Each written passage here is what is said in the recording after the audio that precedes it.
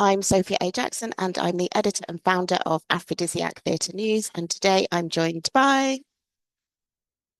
I'm Clive Lyttle. I'm artistic director of Certain Blacks, and we're a diverse-led arts organisation.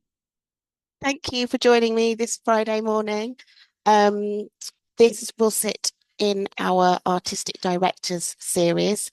So we'll talk about you being artistic director of Certain Blacks, and then we'll also be talking about your amazing festivals, including the upcoming Black Athena Festival. So Okay. Certain Blacks has been going for a while now, and you have curated many festivals. Um, what goes, what is part of the festival curation process? Like, how do you go about selecting what's included? What's the lead time? Yeah. Okay. Certain Blacks was set up by myself as the founder, and the whole idea of the organisation is to support diverse artists, and we say diverse artists in the widest sense. That's people of colour, LGBTQ plus, female led, and even just weird stuff. We just like putting on live arts and weird work and stuff. I started the company following work that I did on a showcase called Decibel, which was a showcase for Black, disabled, LGBTQ artists. It was run by Arts Council England. And I used to work for Arts Council England at the time. And I have to confess, I worked for Arts Council England for 17 years before I took this job up full time and led Certain Blacks. So that gives you a bit of an idea of our curatorial process. So how we work is we work with diverse artists and we try and support the artists to make new work. So each festival, like our indoor festival, Black Athena, out of Black Athena, we'll have different shows which are all work in progress on new works. So the Science of Dub we've got is a new commission. We're bringing scientists over from Los Angeles. So he's a well-known dub engineer, and that's going to be a sort of immersive show. We've got a collaboration we're doing with an organisation called Kimpavita in Senegal. And we've got a show which is called Waterside, which is coming from a company in Nigeria. And all of them are shows that we've got a little bit of a hand in or we want to support. So that's our curatorial process. And it's similar to what we do for our outdoor festival, which is Ensemble Festival. And we commission new work for that as well. So if somebody wants to get involved in the 2027 Black Athena Festival, what would that mean? Do people, can they submit pitches to you, or do you just choose your own commissions? What it is, it's good. We're open to anybody to get in touch with us, and you can email. Yeah. You can email me, and I'll give you my personal email, which is Okay. certainblacks@gmail.com. That's the easy one to Yeah. remember. And if you drop us an email, what we try and do is we try and go and see work. So I'll watch a Okay. film, I'll watch, look at photos, but mostly the best way is to invite me to the show, and that can be a sharing, that can be a work in progress, that could be something you're doing. Also, how we work is we'll do sort of one-to-ones. So we'll jump online on a call. If you've got an idea and you haven't got the show, but you want to talk through the idea, I'm quite happy to jump on a call, talk through the idea. And what we'll also do is use my past experience to see how we can get the project supported. So even if we can't just put it in the festival, we can give feedback and say, look, we can help you get maybe funding, and you might want to talk to this venue, etc. Okay. And we'll do that. So we put ourselves as an arts development organisation rather than you knock on the door and it's really complicated to get in. We try and support everybody. And talking about your 17 years at Arts Council England, what tips would you give to someone who's putting in their first application and they just don't really know where to start? The top tips are you've got to be enthusiastic about the idea first. Don't be afraid of the machine. If you've got a good idea and you've got passion about it, that's the starting point. Because Mm. and don't try and make an application to get the money. Right, try and make the application to make good work. A lot of people think, yeah, Right.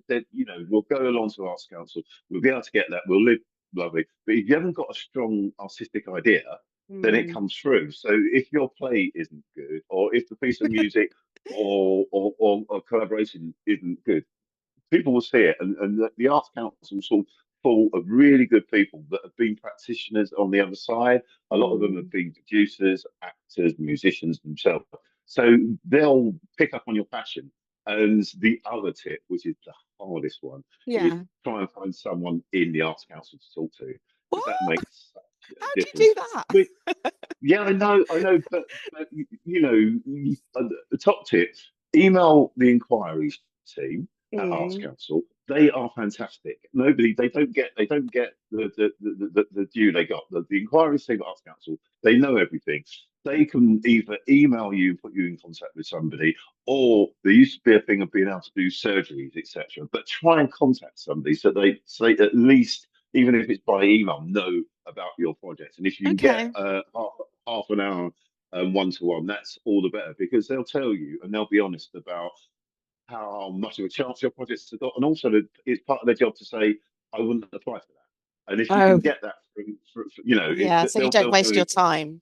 so you don't waste your time. Yeah, yeah, Thank you. Okay, back to you now. yeah. So when you set up Certain Blacks, what was your vision for that? The vision was to showcase and support work that we wanted to see made. So part of the work that I've done with Certain Blacks is we take our name from an album from a group called Art Ensemble of Chicago, and the song's called Certain Blacks, the album's called Certain Blacks, and the song goes, Certain Blacks do what they want to, Certain Blacks Mhm. go wild. And our vision is to be able to support diverse people to make the work that they want to make, Right. rather than the work that is expected of them. So as a Yeah. black practitioner, when I was doing theatre and stuff, people will go, but shouldn't you be doing carnival? And it's like, well, no, I'm a trained musician. I trained in theatre, but Yeah. outside of living in Nine Hill, which I did at the time, I didn't know much about carnival. So you've got to be able to make the work that you want to make as an artist, rather than the work that is expected of you. A lot of people, you come from Africa, and they'll be talking about kora players and stuff like that. And now we're working with guys, Campavita in Africa, making the Waltham Mela piece, and it's a dance piece, and it's a piece about women in the Congo and about Right. survival. It's not it's a lovely piece, but it's not about just being an African woman. It's about Yeah. being expressive and using dance, etc. So we support people to make the work that they really want to make. So apart from the challenge of putting on work that is not expected because you are of African heritage or Caribbean heritage, for example, what are the other challenges of being an artistic director that you face regularly? Yeah, it's uh, keeping the company alive. We're Mm. regularly funded by Arts Council England, so we get monies there. But we do two festivals a year, and Yeah. so two festivals a year, one of which is free. Mhm. It's really hard to do the fundraising to make sure we've got enough money to put the artists on. There's a lot of demand for the artists, but part of it is really good is to be able to balance that up with shows that might actually we sell tickets for. So, Yeah. putting the shows and sciences is really good. We've worked a lot with companies like the Brownie Club and the Cocoa Butter Club, who Mm. are, I don't know if you've come across the Cocoa Butter Club, but I went Yeah. to see a wonderful show that they're putting on yesterday, and I will Okay. give it a shout. It was the Pleasance Theatre, and it was telling the story about imagine the UK or the West without any black people, and what would it be like? Oh, wow. It's called Sang Coffer, Sang Coffer, and I mention this because Yeah. it touches on really serious ideas, but it's really entertaining. It's really good. It's burlesque. You can see some real fun stuff on stage. And I mention shows like that because they mix the entertainment and the stuff that people want to see on stage with messages and stuff. So that's the fun part of being able to do that and get those stories out to larger audiences. And weren't they at the festival was it last year they were part of the Yeah, we festival? put we Yeah. put on Cocoa Butter Club last year, part of our Afro Futures thing. So, and it's good to see that they're going, and they've done that completely independent of us. Hopefully, we can stage that show, but it gives you an idea of how you can mix the fun stuff with trying Yeah. to stay afloat and stuff with bits and things, you know.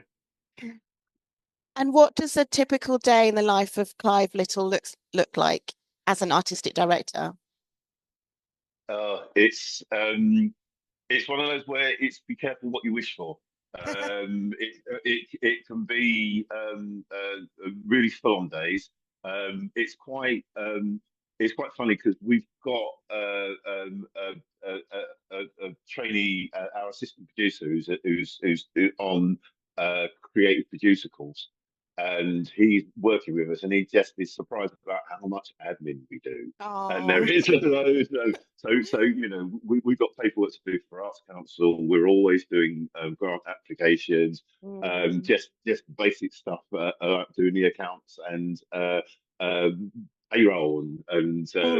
things like that. So boring stuff, Yeah. which is there. But once you get to do the boring stuff, you also get to do the exciting stuff. Like I've just got to go to Senegal to see the work in Oh, progress we're working on. nice. I've just been to Taiwan and Japan as part of a circus strada Okay, that's international amazing. exchange. So you get to do some of the good stuff along with working long hours and sometimes lots, sometimes weekends as well. So it's a good mix. So it's a bit of a balancing act, it sounds Yeah, like. definitely, So what definitely, makes you jump definitely. out of bed in the morning? Uh, Doing interviews like this on a Friday morning, which is great. But Stop. but it is because you get up, you're thinking, I've got work, but then the work that you've got to do is supporting this great festival. And once Yeah. you go through all the shows that we've got coming up, it becomes really exciting and making it happen and taking it from an idea to having things in practice is really good. And let me say, just I'm going to go off camera just for 1 second. So, for example, it's we've now got the flyers for the festival, Hmm. and taking the whole festival from the moment when it's an idea in the office and we're all talking about it to having the whole program, and you can sort of Mm, sit there, the design stuff. You can see it's wonderfully designed, it's very really lovely. beautiful. Yeah. It's very beautiful. But the shows that we've got from the Science of Dub, the Art of Dub workshop, so scientists will be doing a workshop on that same day. So if you're into music and dub music and black music, you Yeah. can go and do a one-to-one. Graffiti Bodies 15, because it's in Roman numerals, and that is going to be such a show because Elaine Michner is a real sort of musical star and movement star, and it's a new commission along with Dun Van Hain, wait, Hain, I got that wrong, so wrong. But it's a great collaboration, and I've seen their work before, and I'm really excited about that. Strum working with Livia Gojua Law, who is Hmm. a really good artist that we've worked with before. And this is Yeah. again is a new commission, and that's going to be wonderful. And that's like song music. So you can come along. She's actually just coming back from India and has done a lot of study about immersive sound as well as sort of personal health. Hmm. Waterside that we're bringing along. These guys we've been talking to for a couple of years, and the show's going to come over. They're sort of based there and based in Nigeria, so it's Okay. the festival's been a real chance for us to work with international black artists. Yeah. And the Rising Mirrors show that we're doing with Campa Vista, um, that's a collaboration that's been supported by British Council. So it's Okay. enabled us to work internationally. I visited Senegal for the first time, my first trip to Africa, Oh, a wow. couple of weeks ago. It was brilliant, really lovely. The work is really lovely, but the poignant thing, and this is the poignant thing about the Black Athena Festival, is I got to go to Goree Island, and Goree Mm, Island is a slave island. So it's an island off the coast of Dakar, where right. they used to house the slaves before they took them out to the big ships. So Okay. going to that island, standing Mm, there thinking, possibly my ancestors or people that are yeah. related to us, Jamaican, West Indies, and Americas and stuff. That's quite poignant. And that sort Yeah. of brought it all back to the whole idea. So the theme of the festival is Black Athena, and Yes. the whole thing is based on a book which challenges where the roots of civilization come from, and saying that it more likely comes from Africa and Egypt rather than Greece. It's been controversial in discussing that, but Hmm. when you're standing there, the whole idea is that Africa wasn't civilized. That's what enabled slavery. So that whole thinking thing of making black people less than they are. This is what enabled the West to enslave black people. So being able to put a festival like that, where you can actually Change do a the bit of a journey narrative. about your change the narrative, that's something that really, really gets us going. And that sounds like it's really rewarding. Is that one of the things that you enjoy about being an artistic director? Yeah, Like it's changing good. perceptions and Yeah, it's being aware that it's only art, and we're only telling a story. But we are storytellers. So yeah, whether it's through music, whether it's through the dance shows we put on, whether it's through the sort of visual stuff we support, it's all about storytelling, and that's what the joy is. It's being able to tell the stories that are not always being told. yeah. Thank you. I'm going to move on to the quick fire round. So the Okay. first question is, who took you to the theatre and for the first time, and what did you see? This is a really good question, but the one that stood in my head, so theatre first time was Albany Combination, and that was at school, and that Mhm. was a agitprop theatre, and I loved it because they had guitars in it, and I was a guitarist, and I am a guitarist. You might see behind me, so that was Yeah. great. But the first play that really, really shook me, or got me, is a play called Pravda. It's by David Hare, and it had when I went to see it at the National, it had Anthony Hopkins of How do you spell it? Sorry, I didn't quite catch what you said. Pravda. So it's Pravda. Pravda. So Pravda. Okay. so Pravda. It's the Russian word. It's the Russian word for truth, and there's a Russian publication there, and the whole play it had Rupert Murdoch, stroke Robert Maxwell type character who Okay. is a media mogul, and it's before the days of billions and etc. But it's David Hare, and if you come across him, he's a fantastic writer, and Anthony Hopkins is a great great actor, and Yeah. he played this lead character like a lizard, so you could see the sort of crawling nothingness of the mogul, and that really That sounds amazing. opened my eyes to the Mm. power of theatre. So yeah. So it's very And quick. what was the last show you saw? But you've already answered that. It was the Cocoa Butter Club show, wasn't it? Yeah, Cocoa Butter Club show yesterday. The last I saw a lot of great circus in Japan, so I'm going to give a shout out to some of the Nice. aerial work that I saw in Japan. But yeah, Cocoa Okay. Butter Club was the last show. And um, why should we come to the Black Athena Festival? You should come. You should come if you've got a wide interest. If you're interested in music, if you're interested in innovations, surround sound for scientists and different innovations.